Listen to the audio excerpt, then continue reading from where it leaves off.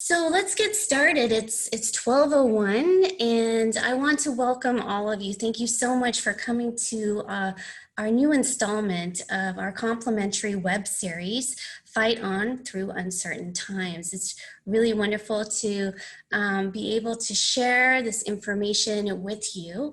I'm Allison Horstmeyer. I'm the Director of Client Development for Marshall Executive Education.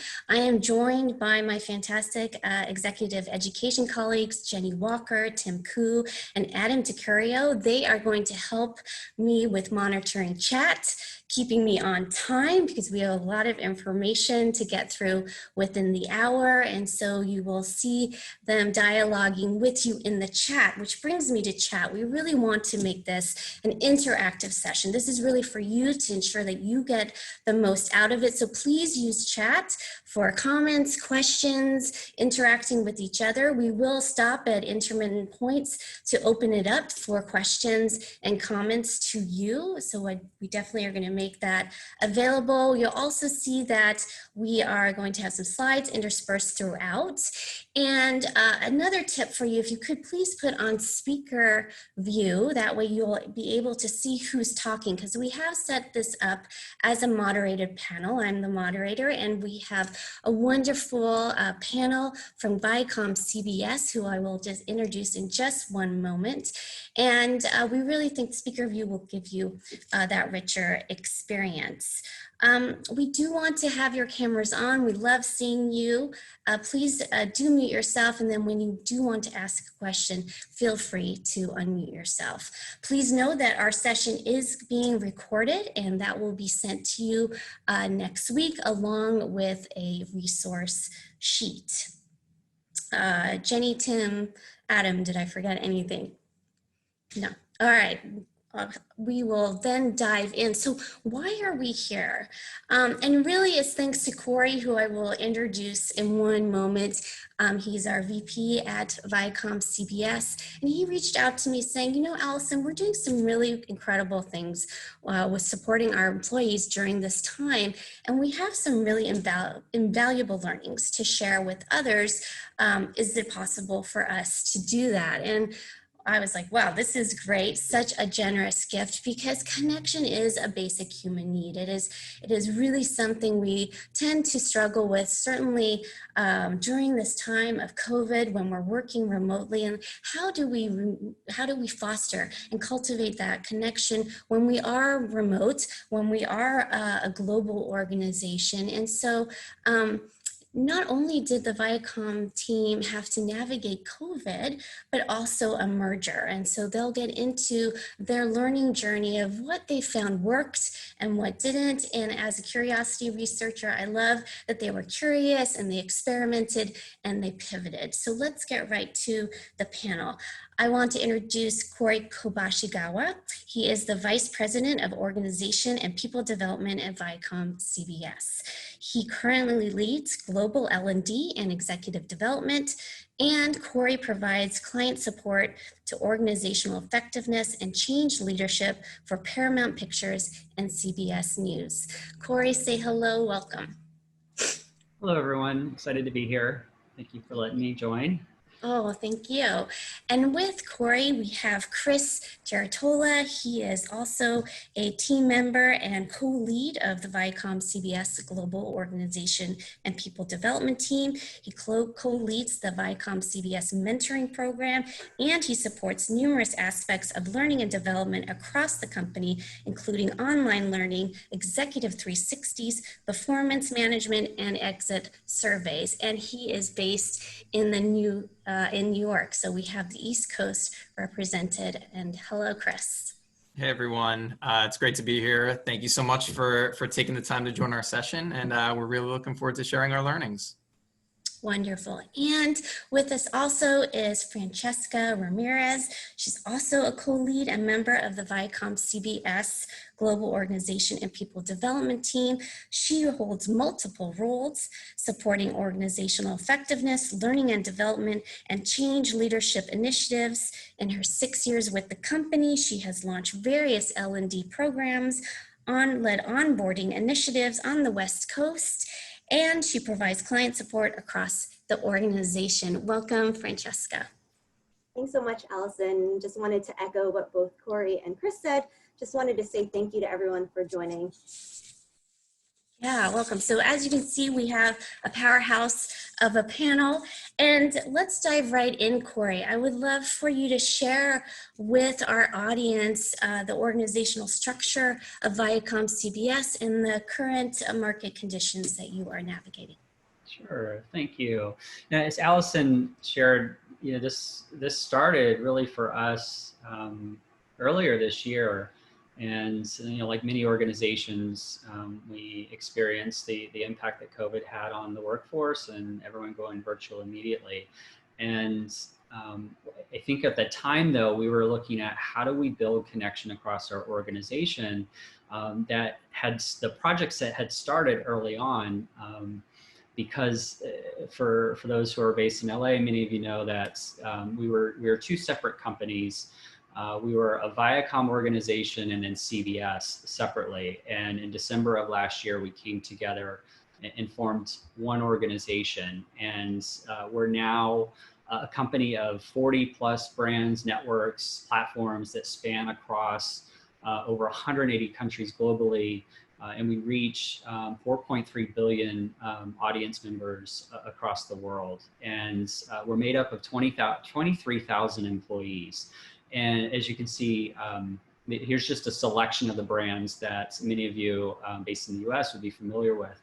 And one of the unique challenges that we were experiencing pre-COVID was we were a company of many companies. And like many organizations and other industries, we had to think through how do we build connection across our organization when there are unique cultures and unique opportunities that were happening within each of these brands and the many other brands that are part of our organization.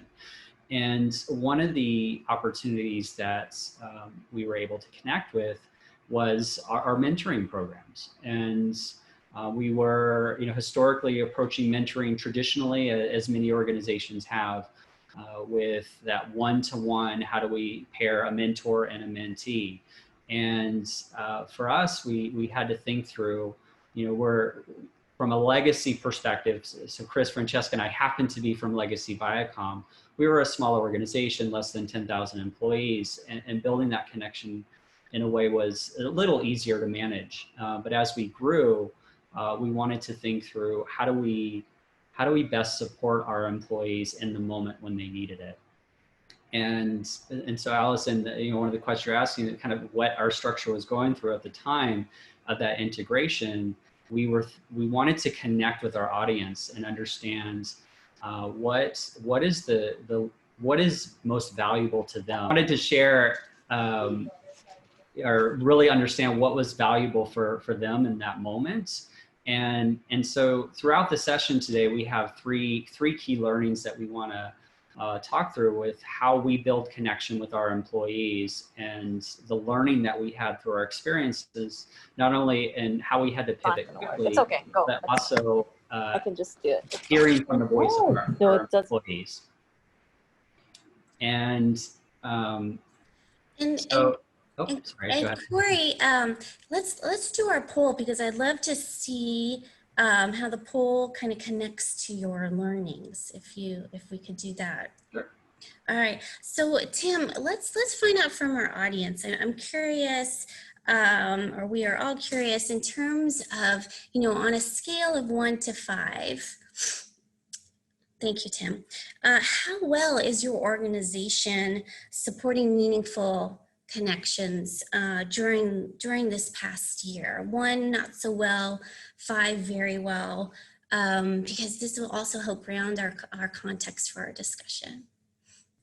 All right, so we're seeing kind of, I would say a mediocre response. And for those that responded, who kind of are in the 3 or 4, can you answer in the chat, what do you think's working? Like, what have you noticed has been really helpful in fostering connection? Love to see kind of what your experience has been. It's Ian. I think I can say that our experience has been that continued communications on a regular basis, whether it be via Zoom or via conference call, and just having peer groups that are able to share that information with each other on a consistent and regular basis, and to be able to understand and share trends. I think that's been pretty helpful in ensuring that everybody feels like they're still part of the overall community, and that you can share best practices and work on challenges together. So that really kind of opening that consistent communication. I think in the beginning we were even kind of focused on overly communicating just to ensure that the right information was getting across, especially as people navigated the remote environment. I see also some themes around over communication and a Facebook workplace uniting the company. And an OD roadshow on leveraging video. That's quite interesting. So, Corey, as you kind of see that they were in that middle zone, and we have some themes around communications. How do you connect that to your learnings that you were about to share? Yeah, I think we had similar struggles. I think it's, especially early on. We were not a virtual organization. We were a global company, but virtual was not something we were used to. We weren't set up technically. We didn't have the infrastructure. We didn't have most employees did not have the option to work from home, and so that immediate those informal moments that we were all used to in building connection, we didn't have those. And so the example that was just shared around finding those touch points that you can build during Zoom, that became our priority. And where can we not only encourage teams to do that, but where can we have moments where we could bring people together, whether it was through learning, whether it's through listening sessions, or just informal opportunities to build a network and to connect with employees across the org. I will say we are getting better, and employees are feeling more connected. And I think, like many of us, we're starting to get used to this new way of working. And were there key 3 learnings that you wanted to highlight? Sure. Yeah, I just. Oh, it's wonderful to see everybody. Love it. Yeah, I just stopped sharing so you could see us. So in the spirit of connection, I love it. We got to see the community. Yeah, that's awesome. Yeah, so and that first key learning really was about going where the energy is. And so when we talk about connection, employees wanted that in the moment opportunity to connect. And the higher level topic of this session was around mentoring.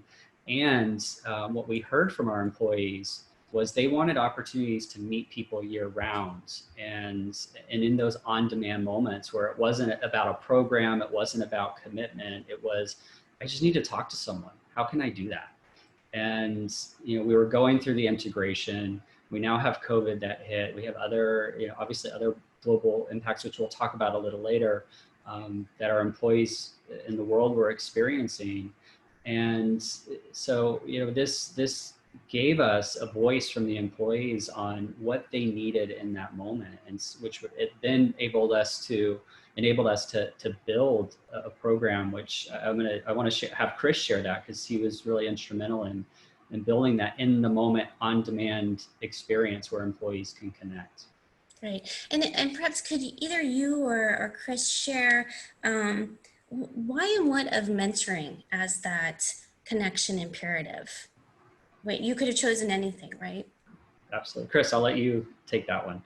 Yeah, like Corey said, we've had a strong history of mentoring programs, and the reception by employees has historically been really, really great on the legacy Viacom side. So kind of tapping into that, knowing that energy is there around mentoring, and what can we do with it now to make mentoring more accessible year round, have it feel like it's this opportunity for people to connect when they need it. So it really is just kind of identifying that this is a place that has been historically well received by employees. They found a lot of value in it, and then tapping into that and kind of taking it a next step further as we're kind of navigating this merger and then COVID. So It's definitely mentoring through this, even just this past year has been quite a journey on like what we've done with it and how we've revised it and launched new pieces.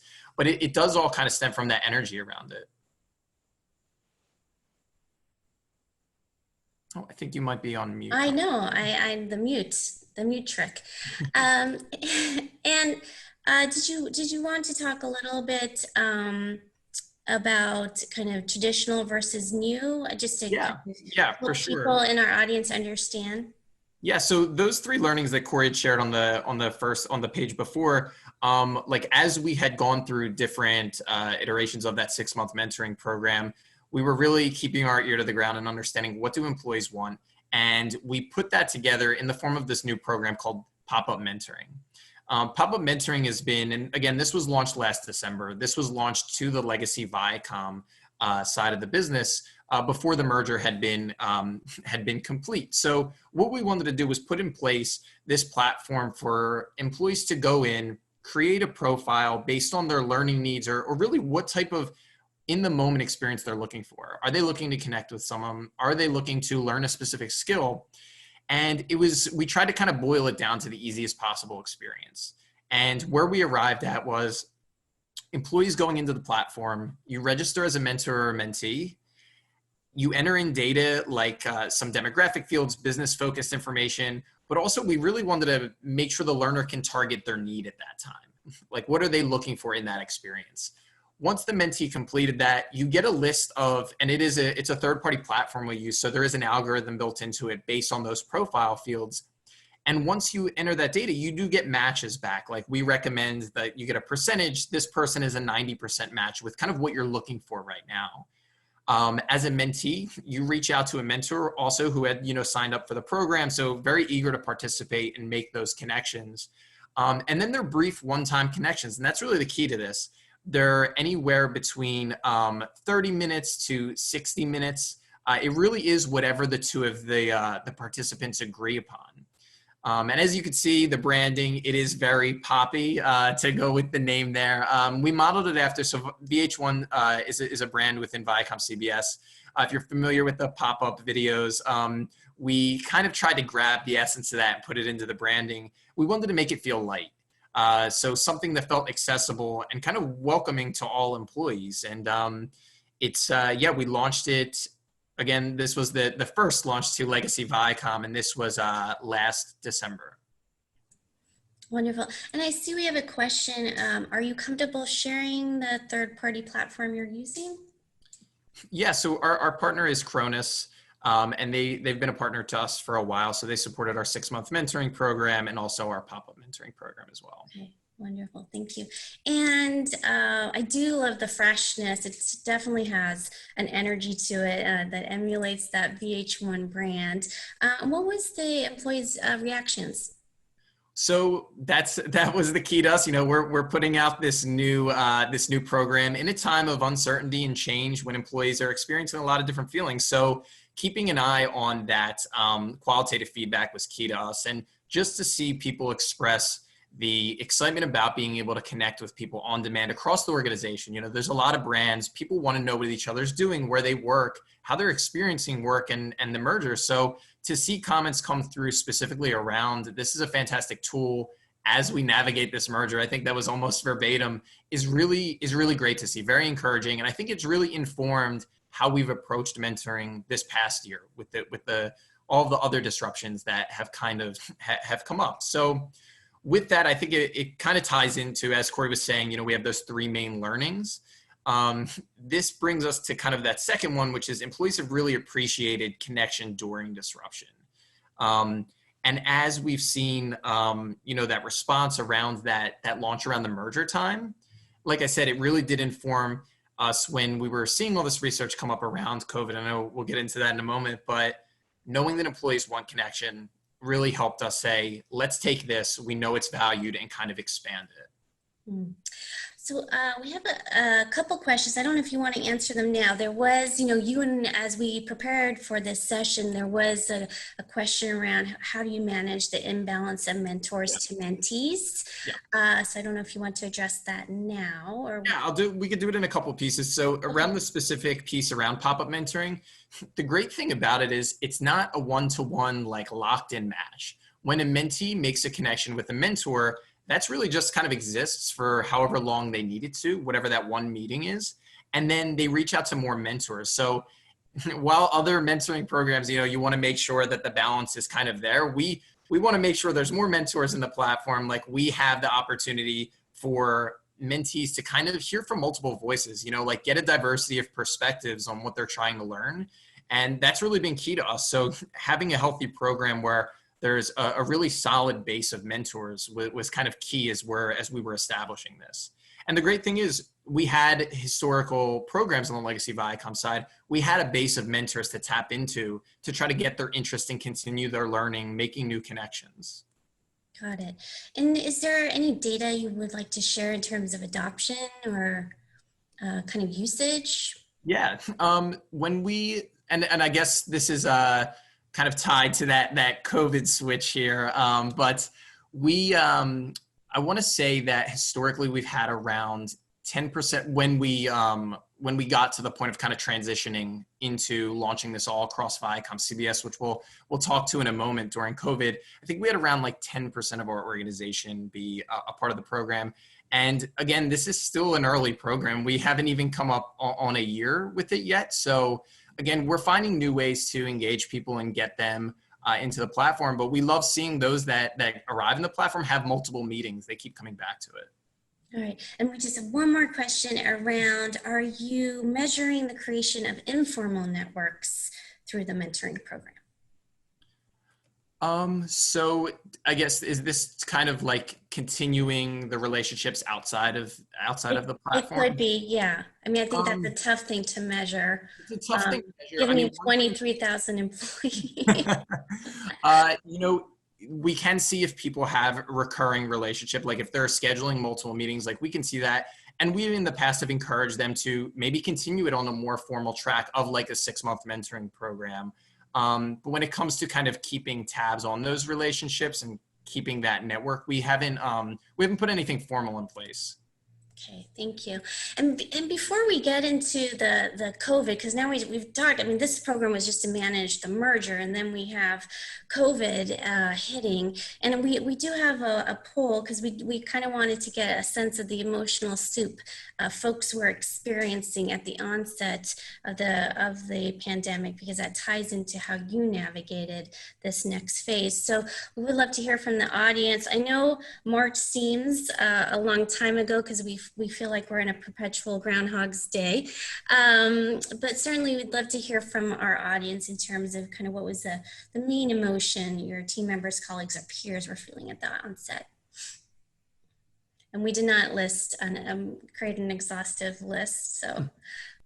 And so, yes, anxiety is our winner. I think that goes with the complexity and the misinformation and just the ambiguity and uncertainty of it all. And certainly, Chris, I think that you probably saw quite a range of emotions when you guys were first experiencing the new territory that we were all navigating in March. And so how did you go about navigating that and this kind of range of emotions you suspected employees were experiencing? Yeah, and like you said, there is no one list that can kind of capture the emotions that we're kind of running through people globally, and especially at work, and trying to navigate this kind of remotely from their homes. So ViacomCBS was really proactive in kind of getting the support out there, both to employees and also kind of broadcasting a message wider globally. And ViacomCBS had partnered with the Ad Council to put together the campaign #AloneTogether. And again, that's kind of the message that says to everyone, we may be alone in our homes, but we're kind of going through this together. And our jobs as the L&D, as the Oregon People Development Team, and specifically L&D in this space, was kind of to take the heart of that message and what can we do with it to make the programs that we offer, the learning opportunities, make them not only work in this virtual environment, but make them thrive in this virtual environment. And I think the way it happened with having pop-up launch, you know, on the legacy Viacom side toward the end of last year, what could we do with it now? And when we were at the start of this year, once the merger and the integration work really got underway, and we needed to figure out, what does mentoring look like at ViacomCBS? So as everyone else was doing, we were going about business as usual in the start of this year and figuring out, like, what is our strategy? What's the plan? Like, when do we roll these programs out? Because we knew that there could be great impact with these mentoring programs at this very large one ViacomCBS.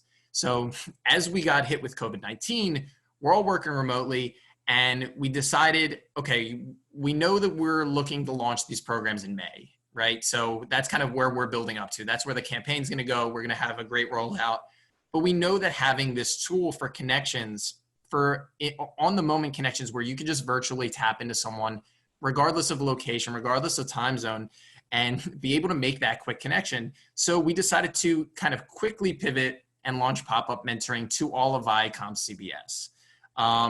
We did this pivot in just about 7 days. And I do want to stress, like, the reason why we did it so quickly is we're all starting to work from home. You know, everyone's trying to figure this out, and that's the moment when people could use it the most. So let's get this tool, which is already there on the legacy Viacom side, let's get it in the hands of everyone. So obviously there's a lot that goes into that on the technical end, making sure people have access to the platform, but also making sure those on the legacy CBS side, they didn't have a formalized mentoring program, whether it's a 6-month program and definitely not pop-up mentoring. So how do we kind of get everyone on the same page?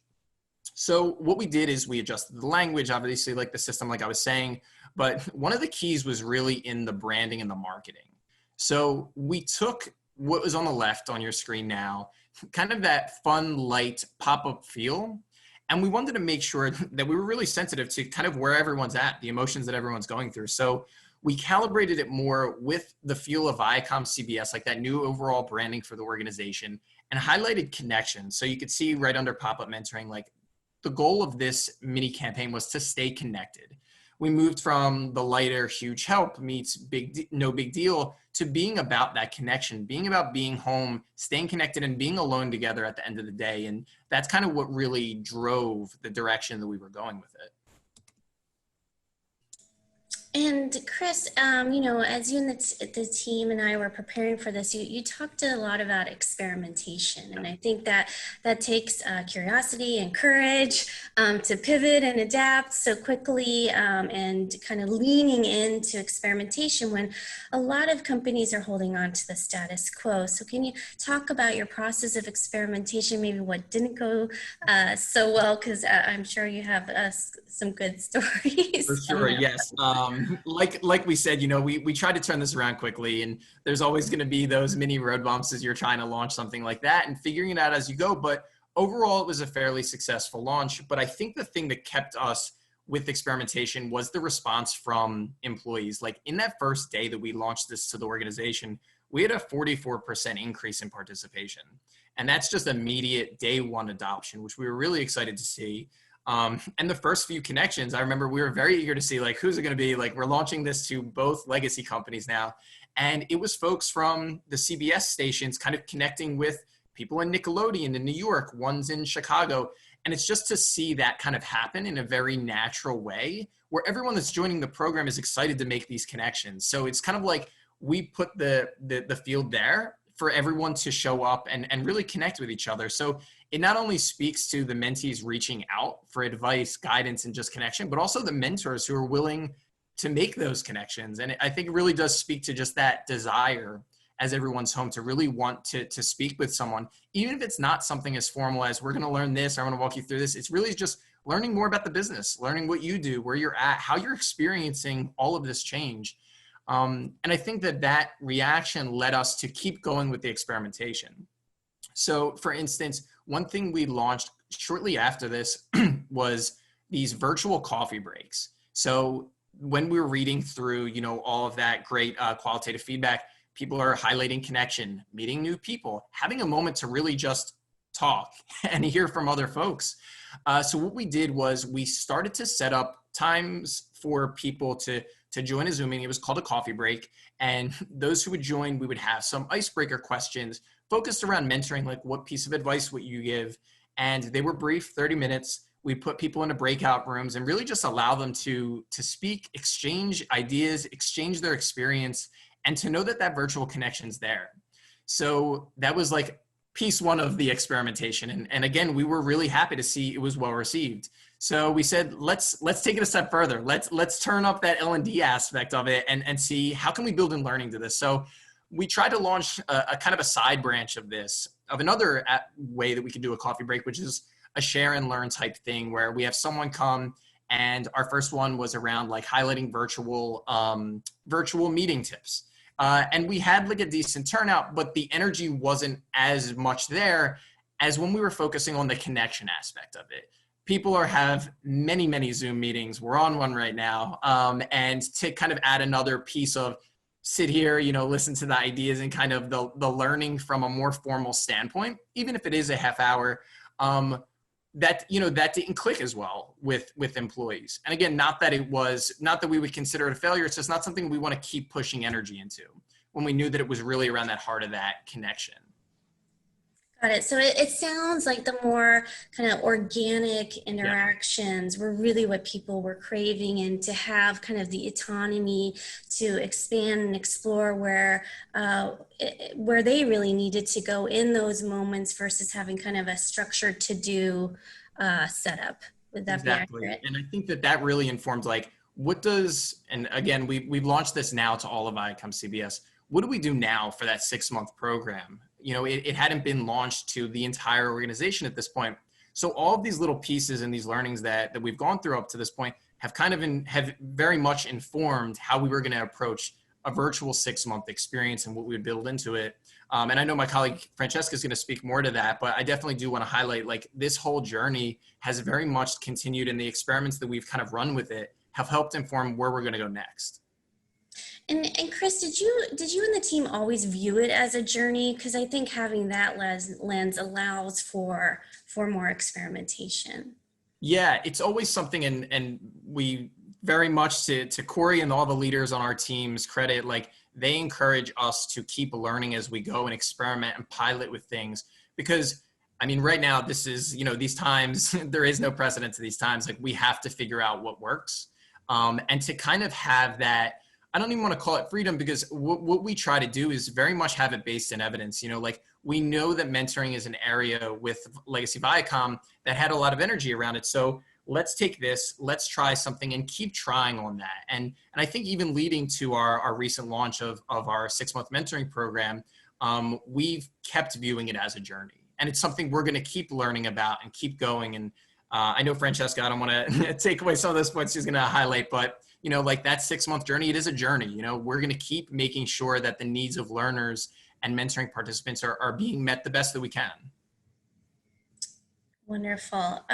We do have a question from Kim, and it's one we suspected we would hear around your process to implement the change management and really fundamentally to get that leadership buy-in and support to do that experimentation and to get all the employees engaged. Can you speak to that? Yeah, I think, Corey, do you want to take that one? I know he's closer kind of with the leadership buy-in aspect of it all. Yeah, no, I'm happy to take this one. And Chris, it's interesting, he alluded to this a little bit. And, part of this was that experimentation. And, I think one of the lessons learned that, Francesca's going to talk to, which is, we were in this moment that was unprecedented, and we just had to test and try new things to support employees. And this was one of those experiments for us. Chris shared 7 days. Like it really was from the time we said, let's build this to the time we launched. It was literally 7, not even business days, 7 days. And so when you think about that change management process, we didn't go through it. It was just, let's get this out there, get the reaction from employees, and then build. And we have a culture, and this does come from the top, where entrepreneurship is something that our CEO believes in and supports. And so for us, it wasn't about at that moment, it wasn't about, all right, let's go through the whole leadership chain, make sure everyone understands, buy in, get engagement. It was, let's get this out there, get employees engaged, and then build the long-term plan. And we've had that moment now where we're now looking at the 6-month program. And that was a little more thoughtful in approach because we had time to build that. But for us, I think part of the culture that's helped us in that experimentation is, you know, we're in an industry where you have to try new things, you have to experiment in order to find great content. And, you know, similar for us, we have to try new things and test to figure out what employees are going to love and continue to participate in. Yeah, I appreciate you sharing that, Corey, because the spirit of entrepreneurship and that kind of informed risk-taking, that's kind of a new trend in the entertainment industry. For my work in entertainment, studios tend to be more risk-adverse, and I think given COVID and the consolidation we see in the industry and that's just the different consumer trends, it all kind of points to now we really need to do more experimentation. Does that resonate with you? Oh, absolutely. And, you know, when we think about, you know, across our organization, not just our team, but, you know, we're constantly being pushed to think about how can we evolve. You know, the technology is changing how people are viewing content, what type of content they're viewing. And so, you know, we're constantly being asked to think about things in a new way. And that does span to an HR team as well. You know, where, you know, we sit as Oregon People Development, we sit under HR, and we have to continually think about what are ways that employees want to connect differently, what are new ways employees want to learn. And entrepreneurship is something we're building in our DNA as a culture. And to your point, it's the industry. You have some big players out there that really change the landscape for us. And I won't name them, but I'm sure you know who they are, that's pushed us to have to think differently. And, you know, I love that we can do that. I love that we were able to launch this and in 7 days and not get pushback. Like, wait, why did you do this without talking with, you know, several people? There was none of that. It was like, wow, this is great. Let's keep it going. Yeah, I appreciate that. Thank you for sharing. I do want to bring Francesca into the conversation. I just want to be mindful of the time.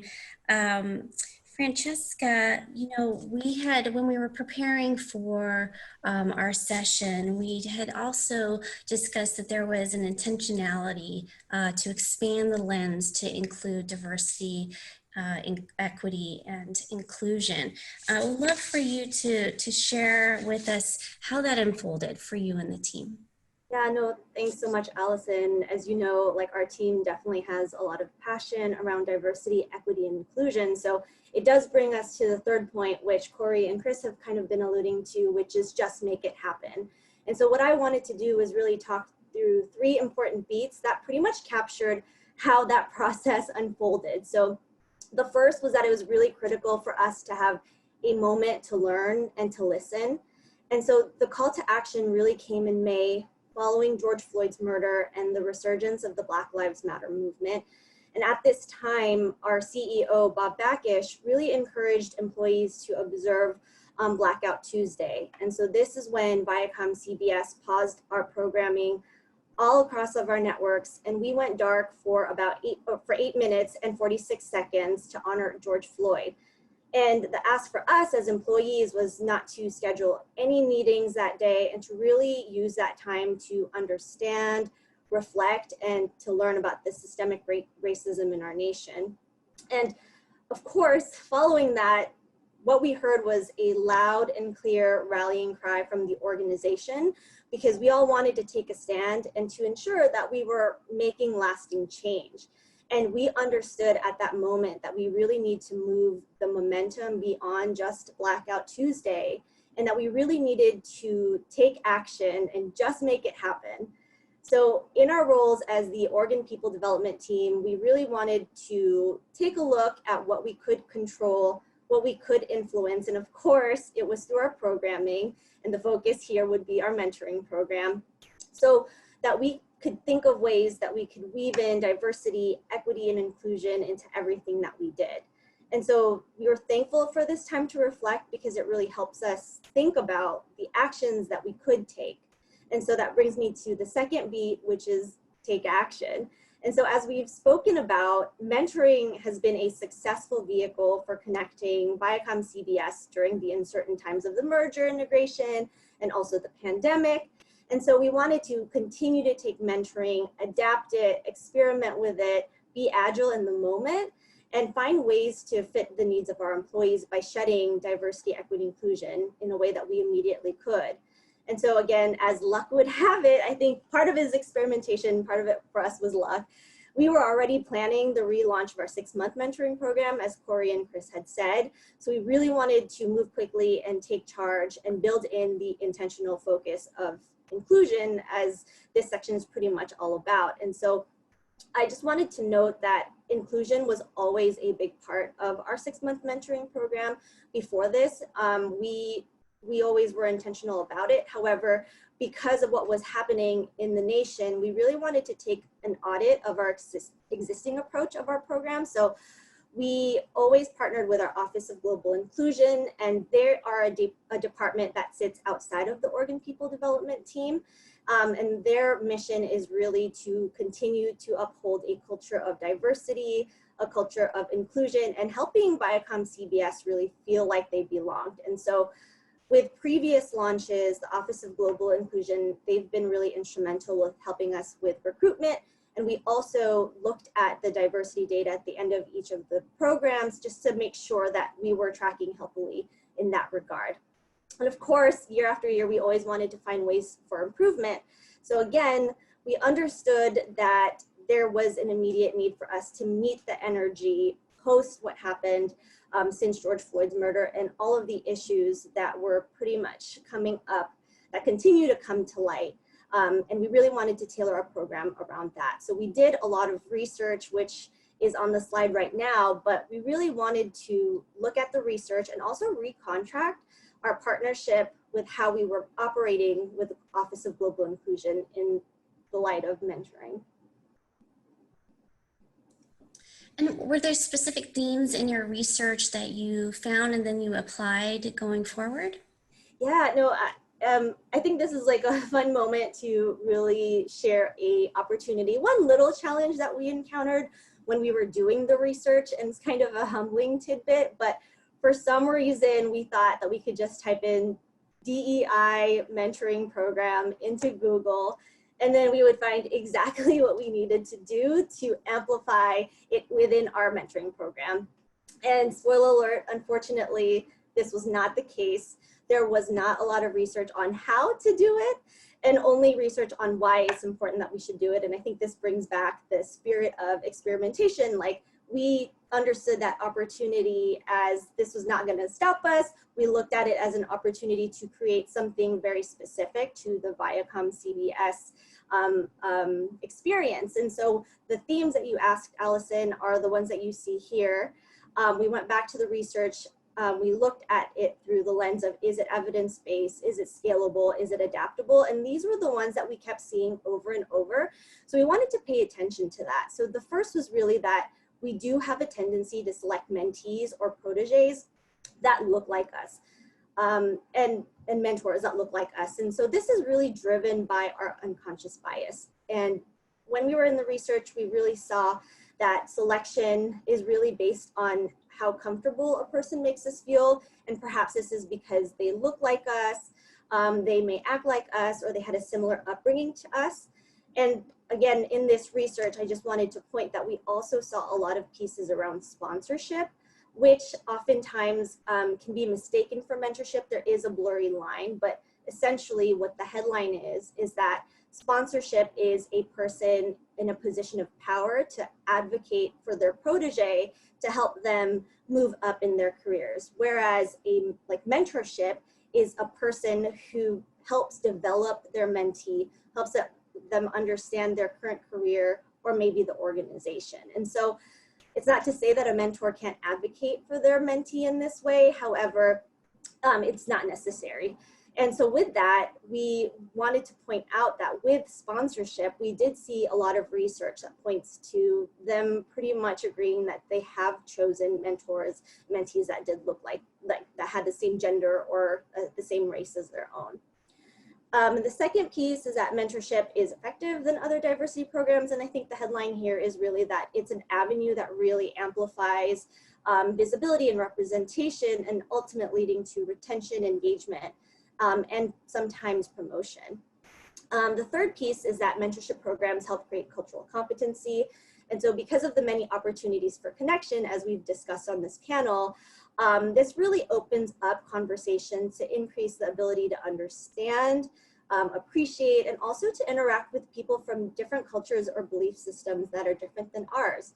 And then the last piece, and I know that there have been questions about this in the chat, is executive support is a necessity. And so like with any initiative, especially change management initiatives and DE&I efforts, champions at the executive level are needed, and it showcases the importance of the program.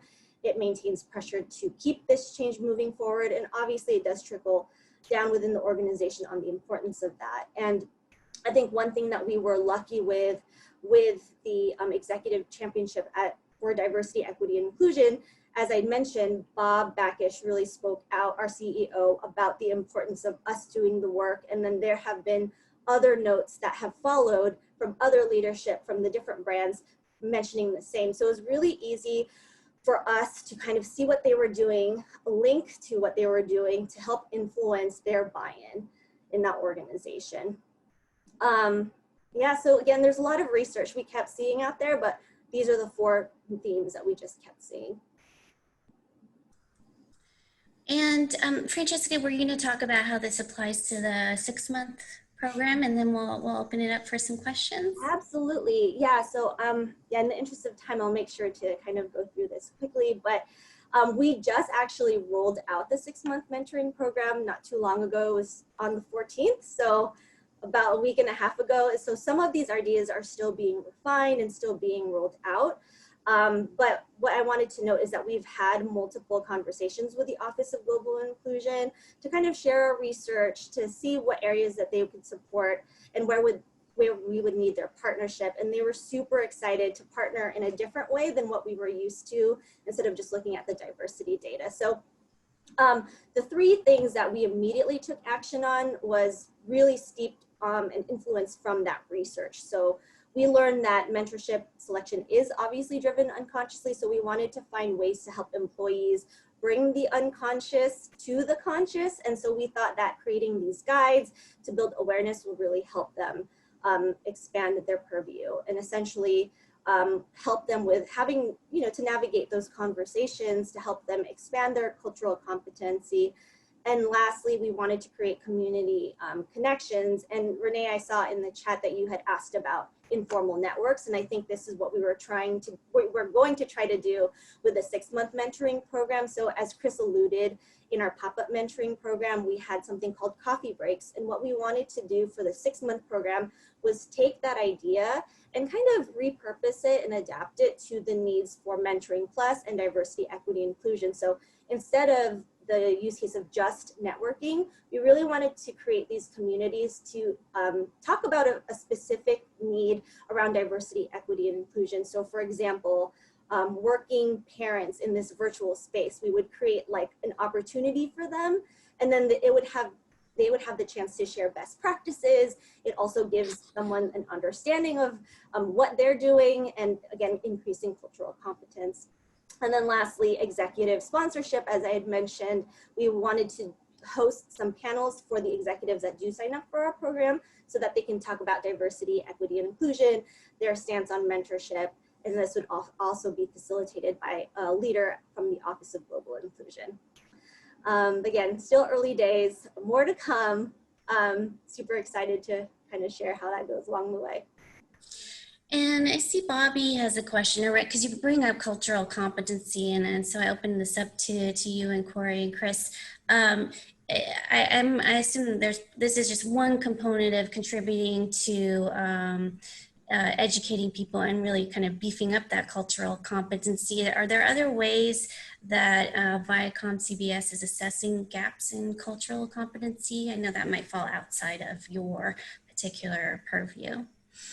Yeah, no, I mean, I think that's a great question and a super important question for us to think about. So I think going along with the themes of just making it happen, I know that there are a lot of hands on deck outside of the org and people development that are kind of looking at this. So one example would be our Office of Global Inclusion. So currently as it stands, we've launched mentoring, but we're also in the middle of this org-wide event called Inclusion Week. And so this is the opportunity for us to host different workshops and also to, again, increase cultural competency in that. And I'm sure that the org and people development team, in partnership with the Office of Global Inclusion, are thinking of ways to assess that. I know there are a lot of amazing assessments out there, but I think what we're trying to do is find the assessment that fits like the culture within our ViacomCBS team. But I think it's a lot of moving pieces to help assess the cultural competence of our organization as a whole. Yes, yes. Thank you for sharing that. Kim also is curious, how you're taking this to, and again, this might fall a little bit outside of the purview in terms of training for employees on unconscious bias. Because also from a recruitment standpoint, we would love to see diversity in terms of the talent pool. So I assume there's been formal trainings implemented. And I can answer this question because I'm actually working on this project. So I think historically we, as an organization, we do have unconscious bias training that happens across the different brands. We bring in tech teams together and talk about what's important and what's critical in their world. And right now, to that question, it's, there's a lot of conversation around this and how, from a talent acquisitions perspective, do we ensure that you're bringing in a diverse slate of candidates and then ultimately making an unbiased decision as much as possible. And so we're actually starting that process and thinking about how do we remove bias from the interview and selection process. And we're piloting a cohort of leaders and our talent acquisition team and some members from HR in a few weeks. Actually, I think it's mid-October is when we're targeting the pilot. And then our ultimate goal is that all hiring managers and those who are involved in the process, so we do a lot of panel interviews or interview by where a committee is making the decision. So it may not just be the ultimate hiring manager, but also their colleagues and some directs on their team. So anyone who is involved in the hiring decision will be part of the we're calling it remove bias from interview and selection process. I think that's the name of the program. They'll be involved in that training and then the ongoing conversations as they're hiring. And so that's where our talent acquisitions team, and this is really them driving it, we're supporting the learning component.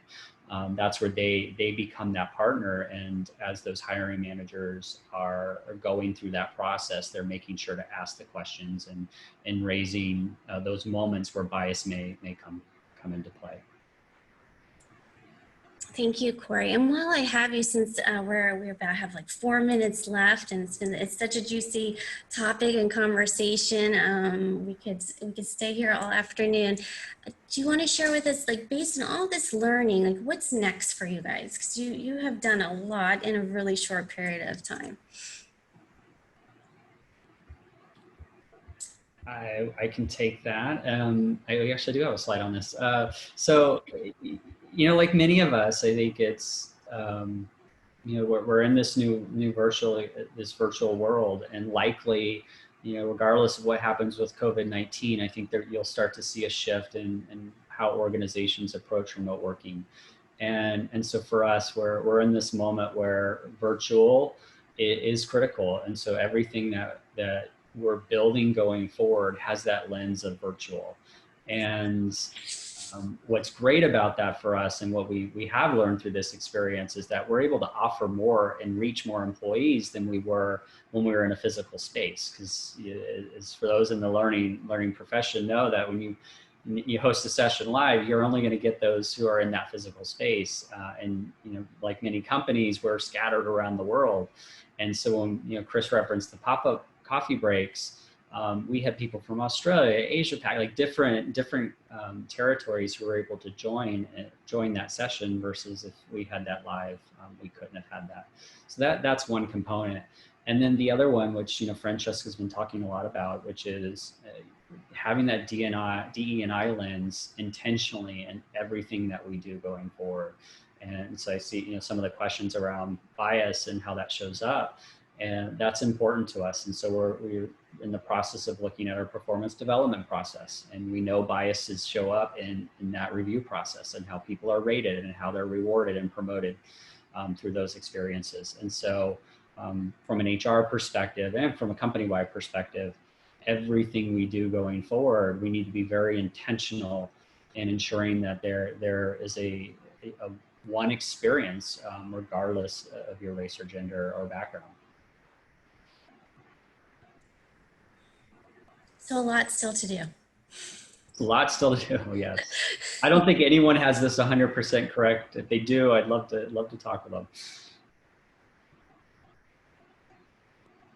Certainly a lot still to navigate. I really want to thank you, Corey, Chris, and Francesca for your time, your generosity of your time, your generosity with sharing your learnings, for the spirit of entrepreneurship and experimentation that you illustrated and hopefully inspired others to start tinkering and going forward and reading the energy. I think that's a really key learning, is following the energy, which means putting our confirmation bias, our kind of maybe even our framing bias and anchoring bias all to the side, to really connect and tune in with the energy of the employees. I want to thank everybody who has stayed with us during this hour for your questions.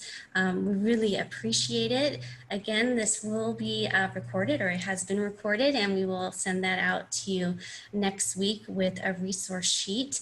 We do have more installments of our web series coming up.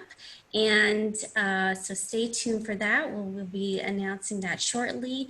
Here is a way to get a hold of our wonderful panel from and Corey and Francesca and Chris. You can see them on LinkedIn. They are a wealth of information, and in the spirit of connection, I encourage us all to connect and support each other. Thank you so much.